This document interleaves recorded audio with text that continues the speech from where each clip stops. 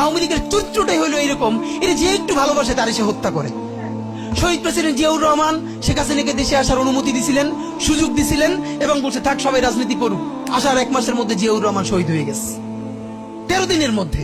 এবার দেখেন এই যে আমরা এখন যারা সবাই করতেছি, সুতরাং এটা একটা বিষ। এই বিষের সাথে আমরা কিভাবে লড়াই করব? জাতীয় ঐক্যমত্য তৈরি করতে হবে। সুতরাং পলিটিক্যাল পার্টি এবং সবার প্রতি একটা কথা, প্লিজ আপনারা বিএনপিকে শতভাগ কর্নার করে দিয়েন না। বিএনপি এই আধিপত্যবাদ বিরোধী লড়াইয়ের জন্য আমাদের একটা বড় শক্তি। এই শক্তিকে এত বেশি কর্নার করা যাবে না যাতে তারা গিয়ে আওয়ামী লীগের হাত ধরে ফেলে। তারা যদি আওয়ামী লীগের হাত ধরে ফেলে তাহলে লড়াইটা তো আমাদের জন্য আরো কঠিন হয়ে যাবে।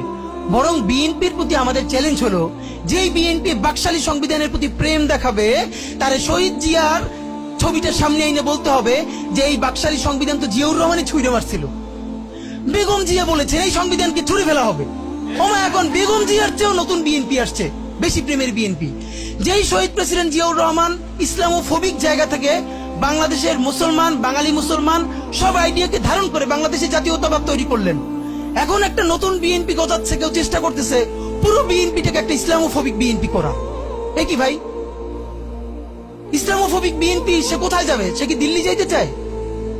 আমরা আমাদের প্রথম চ্যালেঞ্জ হলো স্বাধীনতা সার্বভৌমত্ব রক্ষার স্বার্থে এই বিএনপিকে শহীদ জিয়ার কাছেই রাখতে হবে, এই বিএনপিকে বেগম জিয়ার কাছেই রাখতে হবে।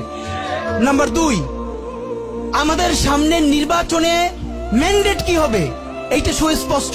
জুলাই সনদের ভিত্তিতে যদি নির্বাচন না হয়, এই নির্বাচন আপনারা চাইলে করেন, আমরা কেউ ভোট দিতে যাব না। নাম্বার 3, সেই নির্বাচনের পরে সংসদের ম্যান্ডেট কি হবে?